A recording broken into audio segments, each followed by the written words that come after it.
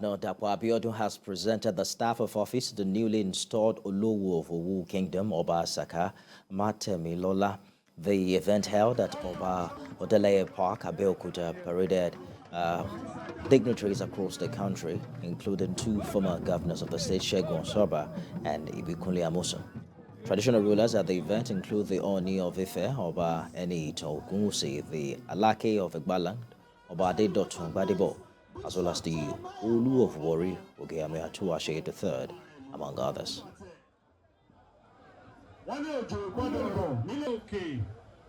It is imperative that we bear it in mind that the KBC is an embodiment and a symbol of our collective interests personified.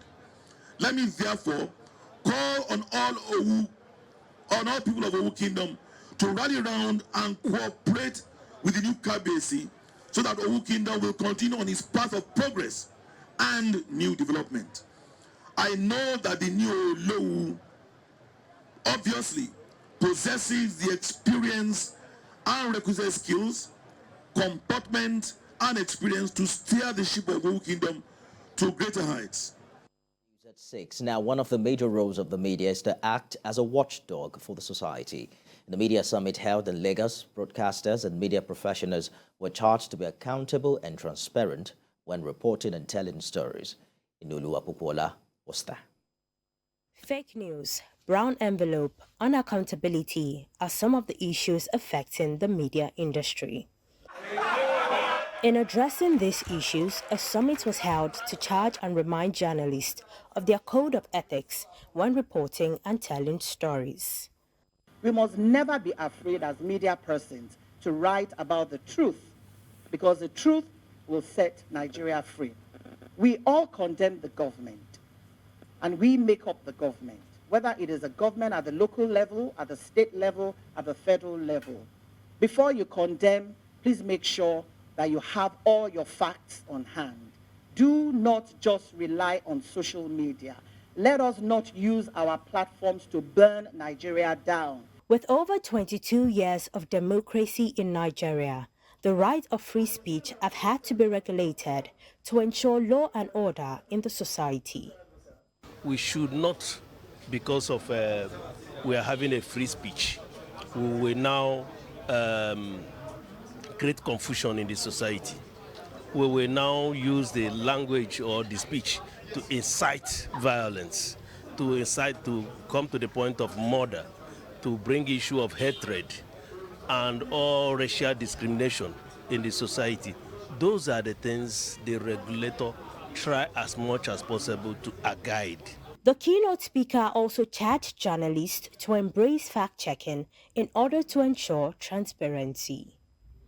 I would like to say that every newsroom now should have a fact-checking desk, so that you can quickly fact-check. When somebody says something, give us figures, the code figure from the World Bank, from the US, from all this. Quickly fact-check and let the people know whether what they are saying is right or wrong. As the 2023 elections inches closer, the role of the media in disseminating and telling all sides of a story has become fundamental to ensuring that the right candidate is picked to rule the country, as well as bring good governance to the people. Olowu of Owu, TVC News, Lagos. A civil society group has called on the Independent National Electoral Commission to change the timetable for the 2023 general elections. The coalition wants the governorship and state houses of assembly elections to come before the presidential election. We have details in this report. It's 118 days to the presidential and national assembly elections scheduled to hold on February 25, 2023. INEC issued the new dates on February 26th, following the passing into law of amendments to the Electoral Act. This civil society group acknowledges INEC's role as prescribed by the Constitution and the Electoral Act. But it is asking the electoral umpire to consider tinkering again with the timetable. It wants the governorship and state house of assembly elections to come before the presidential election.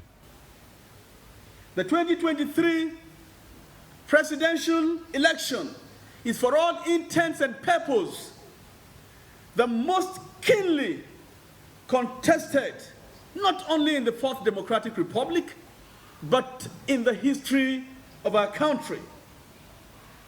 As I first stated, the ongoing evolution of free, fair, and credible electoral processes and the deployment of information and communication technology have plugged perennial loopholes that have been exploited by the political elites. The reasons include that having the governorship elections precede the presidential polls will deepen democracy in the country.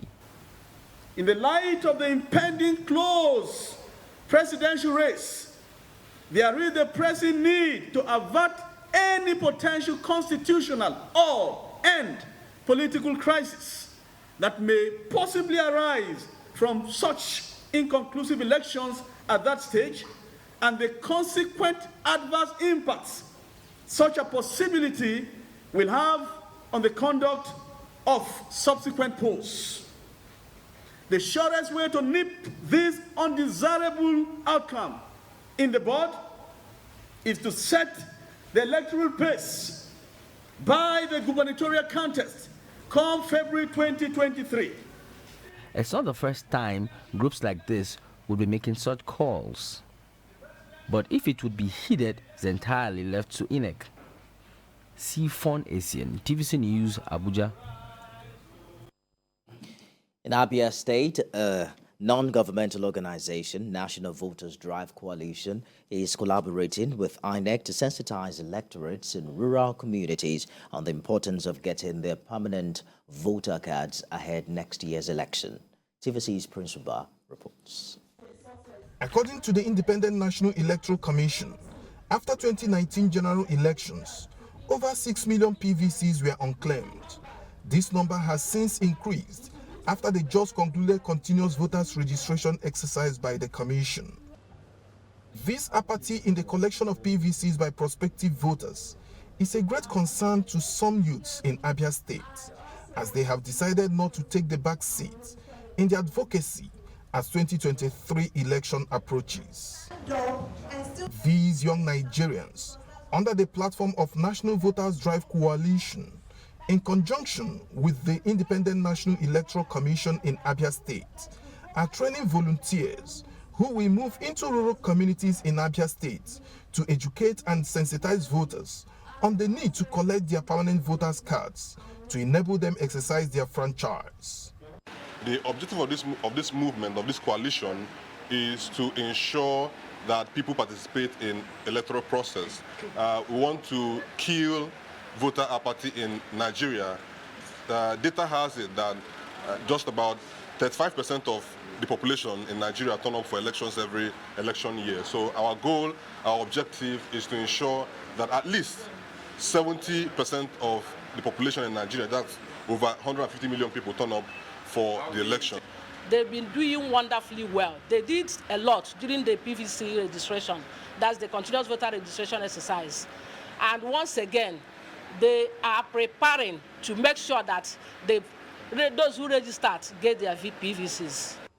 For the volunteers, it is a call to contribute towards ensuring credible election and believe that people across the state who participated in the last continuous voters registration exercise will get their PVCs with ease. Same way we went to unit by unit to do the voters registration is same way we are going to distribute it to the people. So we don't hear stories like, oh, I have not been chanced and I couldn't go to get my voter's card, that's why I won't vote. Because we want everyone to vote because every vote counts. As the 2023 elections draw near, the group is also engaging the voters in Abia State on electoral process and dangers inherent in vote buying and selling. Prince Oba, TVC News, Umuahia.